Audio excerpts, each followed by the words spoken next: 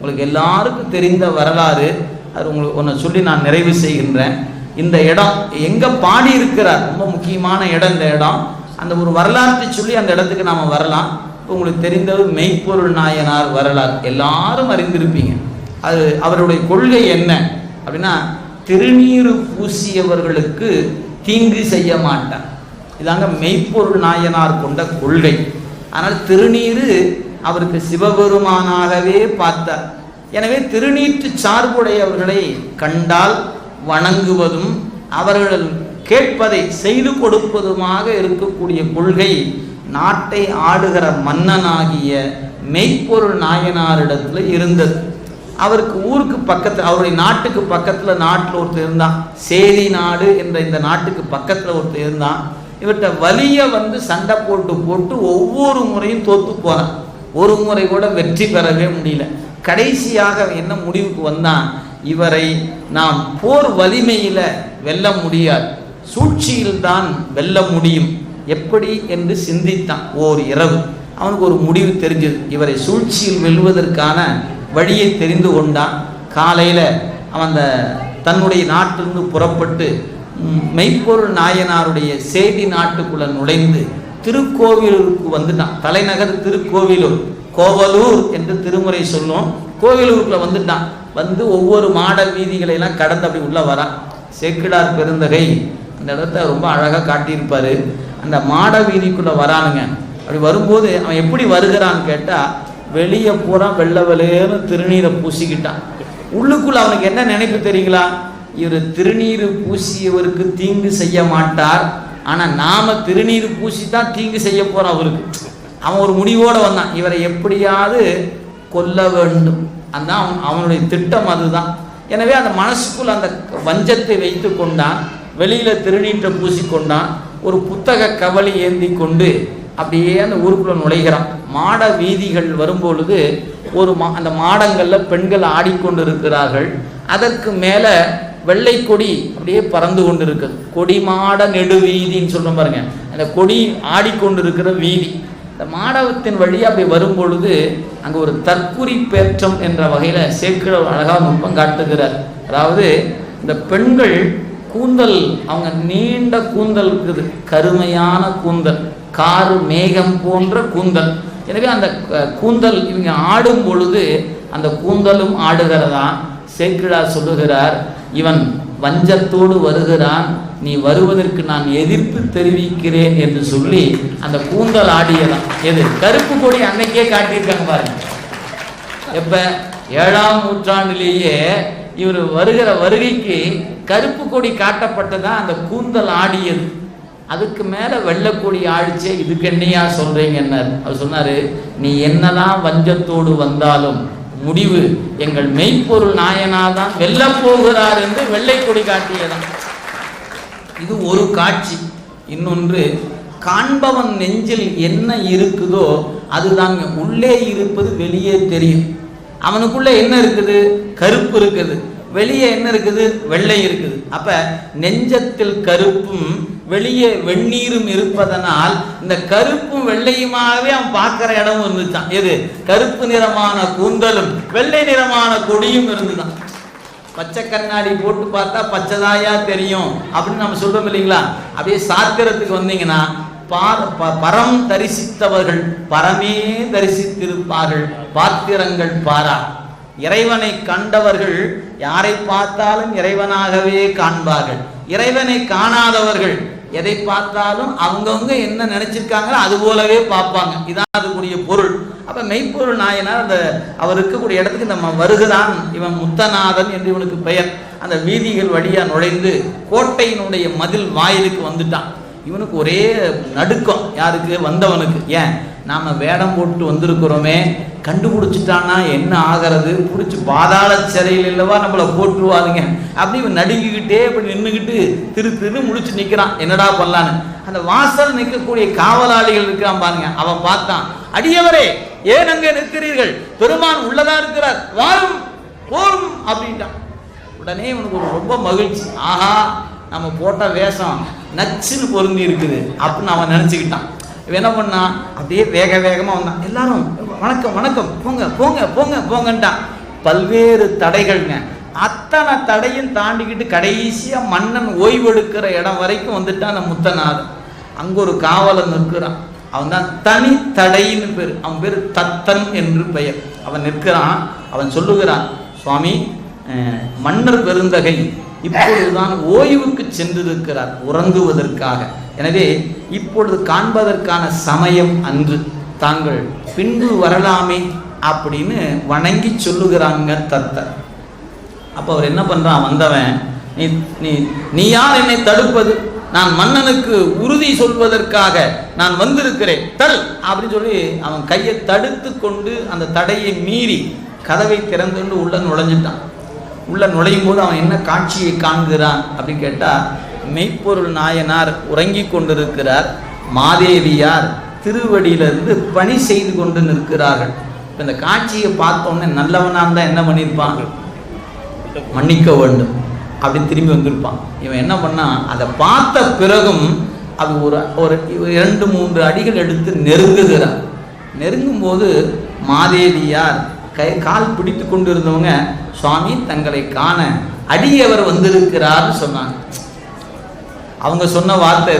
உடனே மெய்ப்பொருள் நாயனார் உறங்கி கொண்டிருந்தவர் சிவாய நம அப்படி அந்த மந்திரத்தை நினைந்து கொண்டு தொழுது எழுந்தார். எழுது தொழலைங்க, தொழுது எழுந்தார். நீங்க வணங்கி கொண்டே எழ முடியுமான்னு வீட்டில் போய் கொஞ்ச நேரம் பிராக்டிஸ் பண்ணி பாருங்க. படுத்துட்டு கையை ஊன்றாம சிவசிவான்னு எந்திரிக்கணும். எந்திரிக்க முடியுதான்னு பாருங்க. அப்பதான் மெய்ப்பொருள் நாயனார் எப்படி எழுந்திருப்பார்னு அப்பதான் தெரியும் நமக்கு. அப்ப தொழுது எழுந்தார். எழுந்து வணங்கி நின்றார். நான் செய்த புண்ணியத்தின் தவத்தின் பயனாக அல்லவா முனிவர் இங்கு எழுந்தருளியது அப்படின்னு வணங்கினார். வணங்க உடனே அவன் சொன்னான், நான் எங்கும் இல்லாத ஒரு ஆகமம். அப்பவே அவன் போய் சொல்றான், இப்ப எங்கும் இல்லாத நமக்கு எங்க கிடைக்கும் போகுது, எங்கோ இருக்கிறதுனா கிடைக்கும். எங்கும் இல்லாத ஆகமம் ஒன்று, யாரு, உன்னுடைய இறைவன் சொன்ன ஆகமம் ஒன்று என்னிடத்தில் இருக்கிறது, அதன் உண்மையை உனக்கு சொல்லலாம் என்று நான் வந்திருக்கிறேன்னு சொல்லிட்டானுங்க. இப்ப உண்மையாக நீங்க சிந்திச்சீங்கன்னா அவன் சொன்ன சொல்லிலேயே இவன் சிவனடியார் இல்லை என்பதும், ஏன் அவன் சொன்ன சொல்ல உங்கள் நாயகனார் அருளி செய்த, உங்க சிவபெருமான் சொன்னது, அப்ப நீ சிவனடியார் இல்லைன்னு தெரிஞ்சு வச்சா இல்லையா? உங்கள் சிவபெருமான் சொன்ன நூல் சொல்லும் போதே நீ யார் யார், நீ வேளாண் ஆள் அப்படின்னு அவனே சொல்லிட்டான். இது ஒரு பொருளுங்க. இதே அடுத்து எங்கும் இல்லாதது, எங்கும் இல்லாதது எங்கேயா உனக்கு கிடைக்கும் அப்படிங்க ஒண்ணு. உண்மையிலேயே அவன் கொண்டு வந்தது எங்கும் இல்லாத ஆகமம் தான். ஏன் அதுல ஒண்ணுமே இல்லை. ஏன் உள்ளுக்குள்ள கத்தியை மட்டும்தாங்க மறைச்சிட்டு வந்தான். பேருக்குத்தான் அது புத்தகம் இருப்பது போல தோற்றம், அதுக்குள்ள ஒரு கத்தியை மறைச்சிட்டு வந்தான். எனவே இது எங்கும் இல்லாத ஆகமம் தான். அப்படி ஆகிப்போச்சு. இப்போ வந்தோடனே அவன் சொல்லுகிறான், நான் இந்த ஆகமத்தின் உட்பொருளை உனக்கு சொல்ல வேண்டும், நீயும் நானும் தனித்திருக்க வேண்டும். இந்த மாதேவி இங்க இருக்கக்கூடாது, அவர் தவிர நீயும் நானும் தனித்திருக்க வேண்டும் சொல்றான். உடனே நாயனார் அப்படியே ஆகட்டும், மாதேவி நீ செல்லலாம் என்று சொன்ன உடனே புறப்படுறாங்க. இந்த இடத்துல ஒரு அழகான தொடர் என்னன்னு கேட்டீங்கன்னா, பூங்கோதை மாது தவிரவே நீயும் நானும் வேறிடத்து இருக்க வேண்டும். அவன் சொன்ன வாசகம் இதுதான். பூங்கோதை மாது தவிரவே நீயும் நானும் வேறிடத்து இருக்க வேண்டும். அப்படியே அந்த சொல்லுக்கு மட்டும் நீங்க பொருளை சிந்திச்சு பார்த்தீங்கன்னா, பூங்கோதை என்பது மாதேவியாராச்சு, தவிர நீங்க, நீயும் நானும் மட்டும் இருக்க வேண்டும். இதுதான் வெளிப்படையான பொருள். கொஞ்சம் ஆழமா சிந்திச்சிங்கன்னா, நான் ஒன்று நினைந்து வந்திருக்கிறேன், அதை இப்ப செய்ய போறேன், செய்த பிறகு என்ன ஆக போகிறது, இனிமேல் உன்னுடைய மாதேவி அதாவது அரசியார் பூச்சூடுகிற காலம் இனி இல்லை.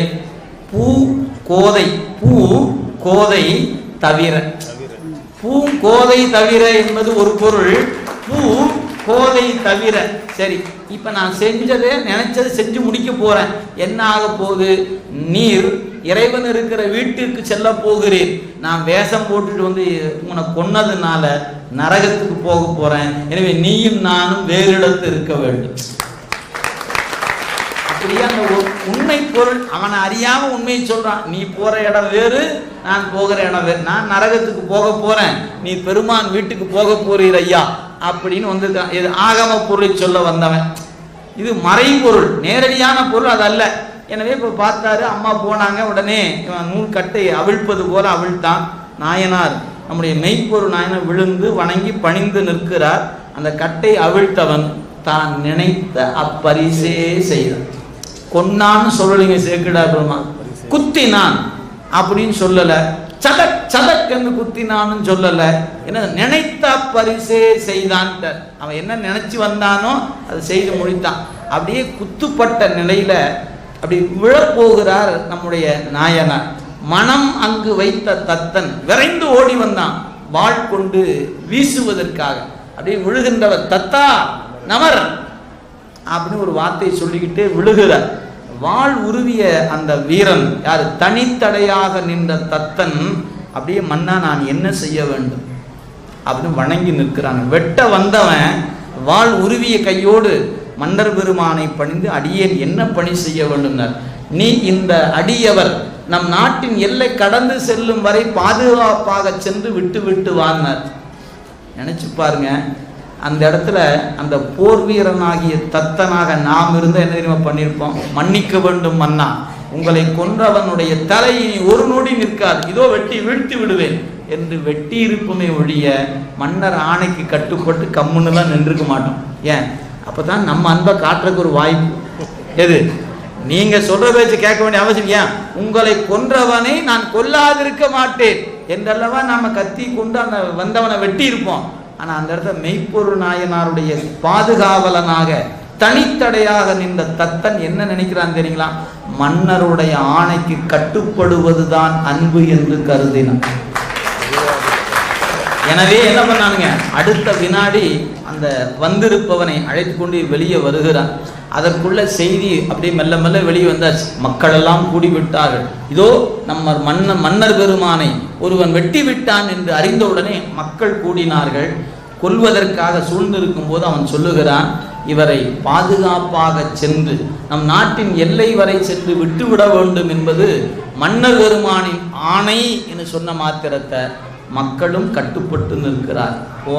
போய் எல்லையில விட்டுட்டான். திரும்பி வர வரைக்கும் உயிரை பிடித்து கொண்டு நிற்கிறார் மெய்ப்பொருள் நாயனார். வந்து வணங்கி சொல்லுகிறார், சுவாமி அந்த அடியவரை, அது சொல்லும்போது பாருங்க, அந்த கொலகாரனை கொண்டு விட்டுட்டு வந்துட்டேன்னு சொல்லியிருந்தார். அட பாவி, நீ இந்த கொலகாரன் சொல்ற கையா இவ்வளவு நேரம் உசுரை தாங்கி வச்சுட்டு இருந்தேன்னு மெய்ப்பொருள் நாயர் நிலைமை என்ன ஆயிருக்குங்க. அவன் வந்து காவலன் சொல்லுகிறான், சுவாமி அந்த அடியவரை தவமுடைய கோலமுடைய தவறை நான் கொண்டு பாதுகாப்பாக விட்டு விட்டேன் அப்படின்னு பணிந்து நிற்கிறாங்க. அப்ப சொல்றாரு, நீர் எனக்கு செய்தது ஐயர், நீர் எனக்கு செய்தது யார் செய்யவல்லார்? நீ எனக்கு செய்த உதவி இருக்கிறதே, இதை வேறு யாரும் செய்யக்கூடியவர்கள் அல்ல அப்படின்னு வணங்கி நிற்கிறார். யாரு? அரசன் தன் சேவகனை வணங்குகிறார். ஐயர் என்று சொல்லால, ஐயர் நீர் செய்தது எனக்கு வேறு யார் செய்ய வல்லார் என்று வணங்கி அப்படியே அருள் நோக்கம் அந்த தத்தன் மீது காட்டினார். இப்ப முதலமைச்சர், மகன், மனைவி எல்லாரும் சூழ்ந்து நிற்கிறார்கள். எல்லாத்தையும் பார்க்கிறார்.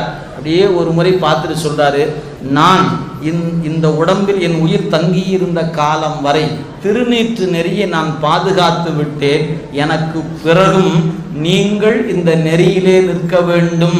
திருநீற்று நெறி பாதுகாத்து உயிர்ப்பீர். அவர் சொல்ல கவனிச்சு பாருங்க. நாமளா அந்த சொல்லுவோம், நல்லா சிந்திச்சு பாருங்க. ஒரு திருநீர் பூசி ஒருத்தன் ஒரு ஏமாத்து வேலை பண்ணிட்டான் நம்மகிட்ட. நாம செய்கிற தொழிலில் ஏமாந்து போயிட்ட நம்ம பையன், நம்ம ஹாஸ்பிட்டலில் ஐசியூவில் படுத்துருக்குறோம். என்ன பேங்கில் பிரச்சனை, அங்கே பிரச்சனை, இங்கே பிரச்சனை வந்து நிற்கிறான் பையன். கடைசியாக நிற்கும்போது என்ன, தம்பி எவ்வாறு நான் தான் உத்திராஜம் போட்டு திருநீரை பூசி இப்படி ஏமாந்து போயிட்டேன், நீ இனிமேல் அப்படி திருநீர் பூசுனா நம்பிடாதரா அப்படின்னு சொல்லிட்டு தான் உசுறு போகுமே ஒழிய நான் நம்பி ஏமாந்தது போல நீயும் நம்பி ஏமாந்து போப்பானா சொல்லுவோம்? சொல்ல மாட்டோம். ஆனால் மெய்ப்பொருள் நாயனார் சொல்லுகிறார், என் உயிர் கொடுத்து திருநீற்று நெறியை நான் பாதுகாத்து விட்டேன் என் உயிருள்ள காலம் வரையிலும். எனவே நீங்கள் என்ன செய்ய வேண்டும்? உங்களுடைய ஆட்சி காலத்திலும் திருநீறு பூசியவனுக்கு இந்த அரசு எந்த காலத்தும் தீங்கு விளைவிக்காது பாதுகாப்பு கொடுக்க வேண்டும் என்று மெய்ப்பொருள் நாயனார் உயிரை விடுகிற தருவாயில் சொன்னார். பார்த்தீங்களா? அதுதான் வீரம். எது வீரம் தெரியுங்களா?